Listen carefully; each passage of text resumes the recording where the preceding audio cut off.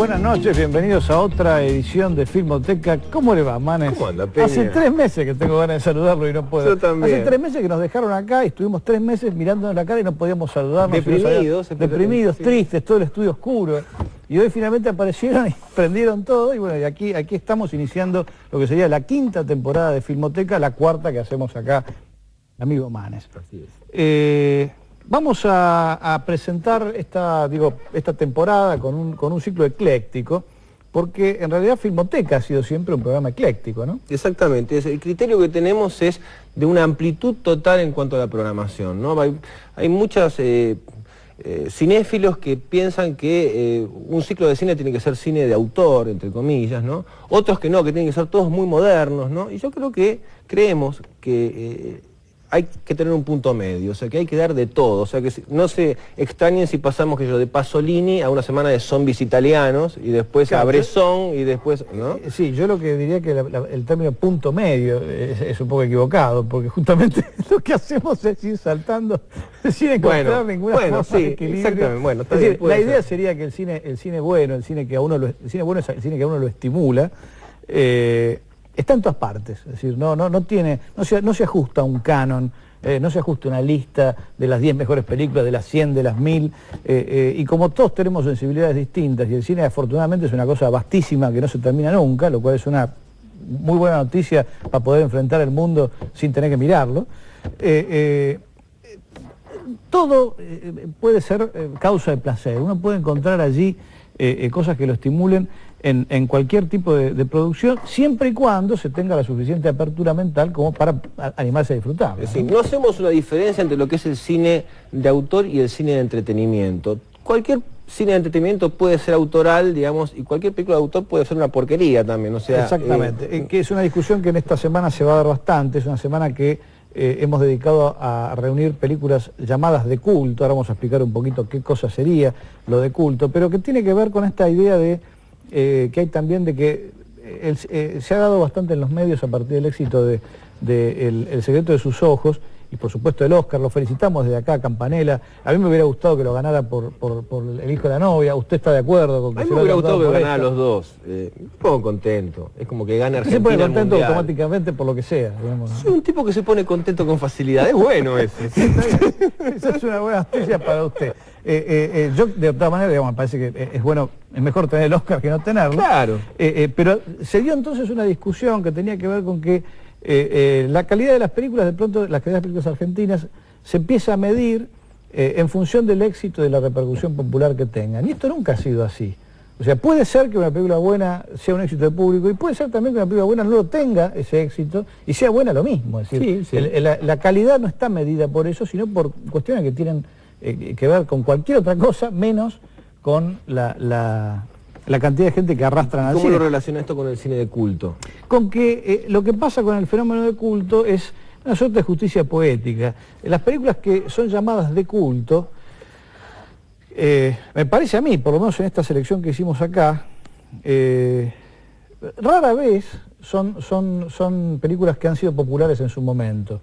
Han sido de culto con el tiempo. Hay pocas películas que se convierten en películas de culto instantáneamente. Sí, ¿no? Y en todo caso es un fenómeno totalmente espontáneo, es algo que sucede sin que nadie lo pueda prever. No es que viene un señor y dice voy a hacer una película de culto.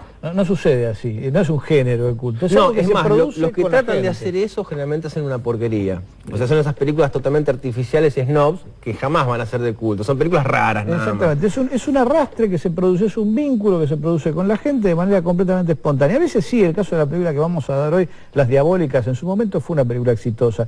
Pero en otros casos, otras películas que vamos a ver esta semana, otros casos famosos de películas de culto, en su momento fueron fracasos espectaculares. Y con el tiempo la gente las fue descubriendo. El caso de Rocky Horror Picture Show, por ejemplo, que en su momento fue un fracaso comercial. La película la estrenó una mainstream, una productora, digamos, major, gastando un montón de plata y tal, y nadie la fue a ver. Y de pronto la descubrieron en funciones de trasnoche, un montón así de alienados. Se convirtió en la película de culto más importante de la historia. No hay película de culto como de Rocky Horror Picture Show. La gente se disfraza, va con pistolas de agua, tira agua en el medio de la función. Eso pasa en el Malva cuando se da. Hay gente que va con portaligas. Van disfrazados, sí, exactamente. Quizá haya gente que vaya con portaligas a ver otras películas. Sí, pero en todo caso acá se ve el portaligas. Y lo que es notable es que esa relación con el público fue espontánea, es decir, su director no la pensó de entrada. Y con el tiempo la película termina tomando revancha, porque finalmente resultó ser mucho más rentable en el tiempo de lo que se hubiese imaginado en el momento en el que la película se hizo. Ahora, hay una cosa interesante que es decir, ¿por qué una película se convierte en una película de culto? Porque puede ser por diversas razones. O sea, puede ser porque generalmente es porque es una película que es extraordinaria, o sea, sobresale de la generalidad, ¿no? Pero puede ser por un montón de cosas. Puede ser porque es excelente, pero muy buena. Puede ser porque es muy mala, como pasa que yo con Plan 9 del Espacio Sideral de Ed Wood, claro, que se convirtió en una película de culto por ser la peor película de la historia, dicen.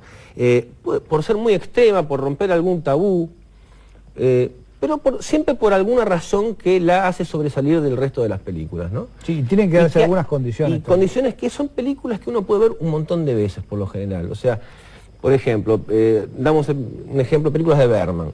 Fanny Alexander es muy buena, pero no es para verla 10 veces. No es una película de culto, no es una película no hay masas pidiendo a gritos ver Fanny Alexander. Pero, digamos, hay otras películas de Bergman que sí. Y Gritos y Susurros podría serlo. Sí, El Silencio seguramente. La del diablo que juega al ajedrez, ¿cómo se llama? El Séptimo Sello. El Séptimo Sello es una película de culto, uno sabe cómo va a terminar, que se van todos bailando y dice, wow, viene este final y lo quiere ver de nuevo. La muerte que juega. La muerte, ¿no?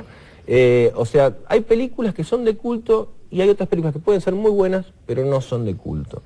La película que vamos a ver ahora, Las Diabólicas, es muy buena y además es de culto. Es una película que hizo Henri-Georges Clouzot, un director extraordinario del cine francés, que siempre, digamos, era un tipo que le gustaba evidentemente molestar, digamos, un morboso, decía Homero Alcinate Benet, que era Clouzot, porque siempre le da una vuelta de rosca al sufrimiento de sus personajes y se mete en la roña y muestra cosas que en el cine contemporáneo del suyo no se mostraban, ¿no? Sí, llegaba a extremos en cuanto al dramatismo, ¿no? Ya sea o al terror o al suspenso, que iban más allá de lo que se hacía normalmente. O sea, hay dos películas muy famosas de él, hay muchas, ¿no?